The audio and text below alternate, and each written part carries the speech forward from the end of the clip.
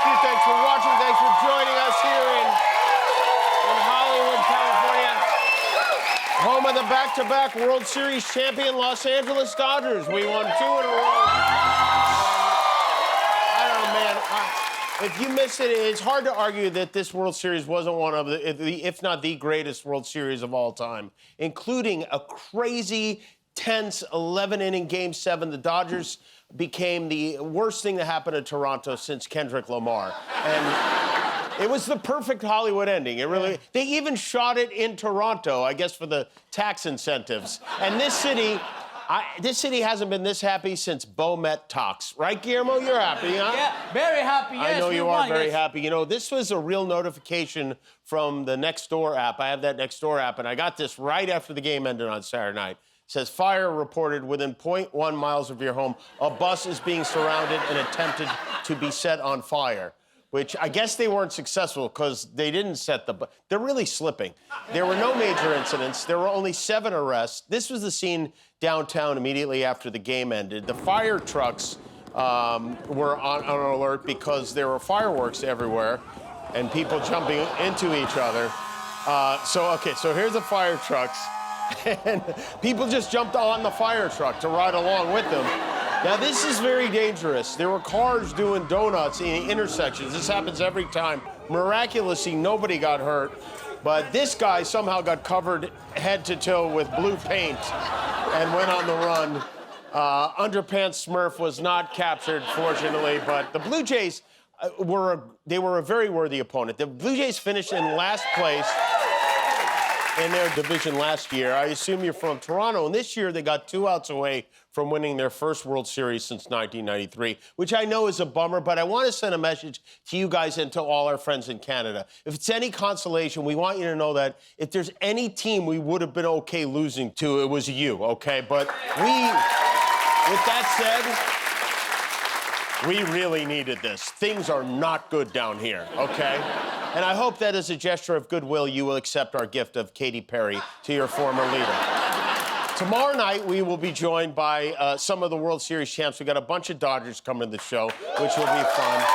And the team got some well wishes from the biggest Dodger of them all, Donald Trump, who wrote, "Congratulations to the Dodgers, a game won by incredible champions. A lesser group of men would never have been able to win that game, or Game 6 for that matter. So many stars made it all happen. Also, congratulations to ownership. What a great job they have done. See you all at the White House," or what's left of the White House. Why does "see you all at the White House" sound like a threat now?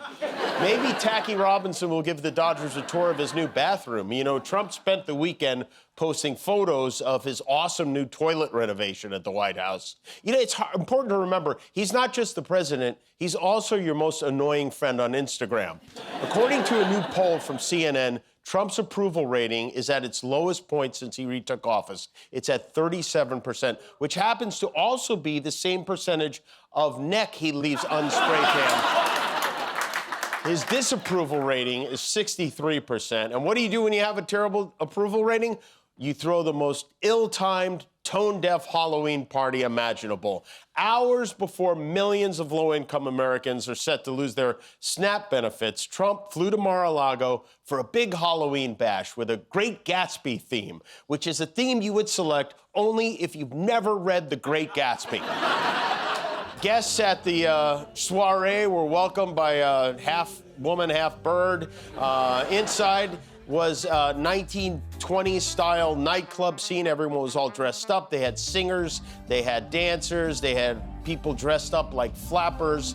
Outside, they had a scantily clad woman in a martini glass, which is probably the safest place a woman could be at Mar-a-Lago.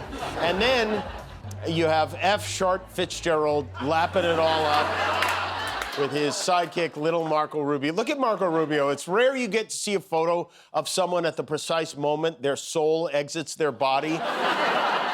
There were all manner of colorful outfits at the party, including this guest who showed up in a prison jumpsuit.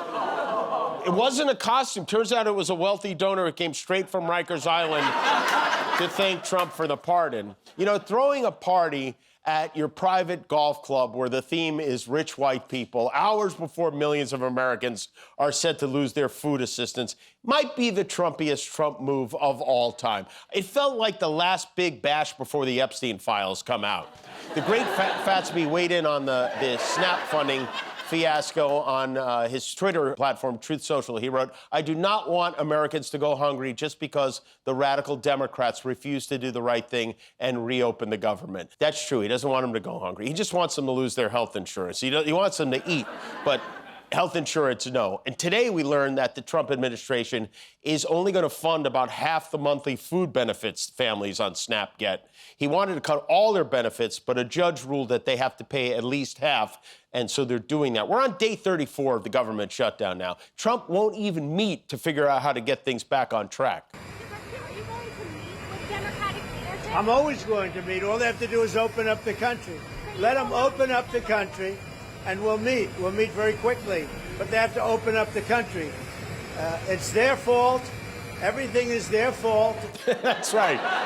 The buck stops over there. Trump was on 60 Minutes last night. He is desperate to try to blame this shutdown of his on the Democrats. We are now approaching the longest shutdown in American history. Democrats' fault. He blurted that out like he's playing Name That Tune or something. Many were surprised to see Darth Renovator on 60 Minutes. You know, 1 year after suing 60 Minutes for editing an interview, Trump sits down with 60 Minutes for an edited interview. Norah O'Donnell pressed the president on a number of issues, but his message was clear. Me, good. Biden, bad. They've seen their grocery prices go up, inflation. No, you're wrong. They went up under Biden. This was because of Biden. We've accepted all of these people because of Biden's open border policy. I put tariffs on China, but Biden let it lapse. What Biden did to our country should never, ever be forgotten. That was Joe Biden's war, not my war. We have no inflation.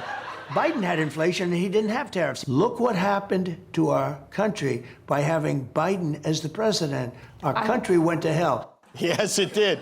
And you were the Uber driver who brought us there. It's the Biden. It's only a matter of time before he blames Joe Biden for Don Jr. Trump has spent months saying Biden didn't know what pardons he was signing, and then tells 60 Minutes he has no idea who this crypto tycoon he signed a pardon for is. He says, I don't know anything about the guy, other than the fact that he helped funnel millions of dollars to his stupid sons. He pardoned someone he says he knows nothing about, someone who made his family money, and people are okay with this. Everything he says is the opposite of true. Comey's known as a dirty cop. I'm not known as a dirty person. Tell that to the spray tan stains on the White House pillows. Trump rehashed all his greatest grievances, including the FBI raid on the classified documents he stole and left stacked up in the Mar-a-Lago bathroom. They were horrible human beings. They went after the President of the United States. They went after my children. They went into my wife's drawers. He went into his wife's drawers, okay? Which is something she hasn't allowed him to do since 2006. And then he was asked about this nonsensical idea of running for an unprecedented and unconstitutional third term. Can you set the record straight? You're not going to try and run for a third term? Well, I don't even think about it. I will tell you, a lot of people want me to run. One thing I can tell you, the 2020 election was rigged. And a lot of people say, when it's rigged, you're allowed to do it again. No one's saying that, just you. The only one saying that is the Green Goblin mask that talks to you while you sleep. No one else. He thinks that if election makes you cry, you get a do-over. It's not how it works. CBS, by the way, is under new management, and it would seem that they're it kind of seems to me like they're trying to appease the president now. Tick-tock, tick-tock, tick-tock, tick-tock, tick-tock, tick-tock, tick-tock, tick-tock, tick-tock, tick-tock, bing, bing, bong, bong, bing, bing, bing. Now only $49.99 at TrumpWatch.com. And of course, no Trump interview would be complete without him challenging a woman's intelligence. Jasmine Crockett, she's a low IQ person. They say she might run for president. Jasmine Crockett, this is a very low IQ person. He keeps saying that she's a low IQ person, and there's only one way to find out. I have very generously, for a whole week now, offered to host, produce, and/or promote a live televised IQ contest between our stable genius president and Jasmine Crockett, who he thinks so little of. I don't know why we've even given it a name. It's called the James C. Kimmel Cognitive Aptitude and Mental Brilliance Invitational.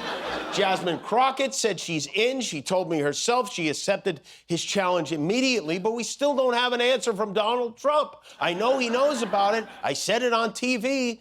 I'm very serious about this. We even have a trophy. We have now the biggest trophy in the history of mankind. Look at the size of that thing. Can you imagine that beauty on the White House lawn?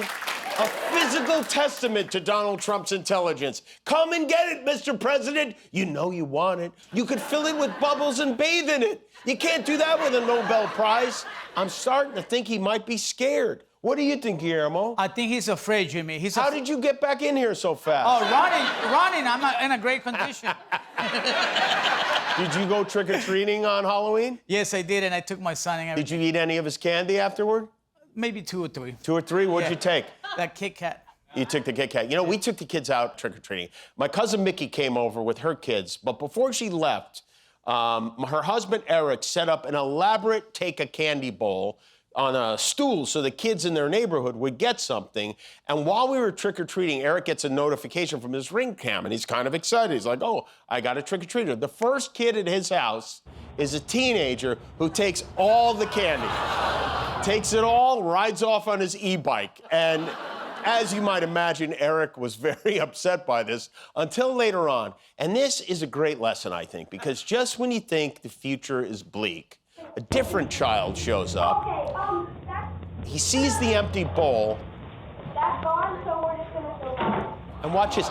He takes his candy out of his bag and fills it. Watch this. This kid tries to take one of them.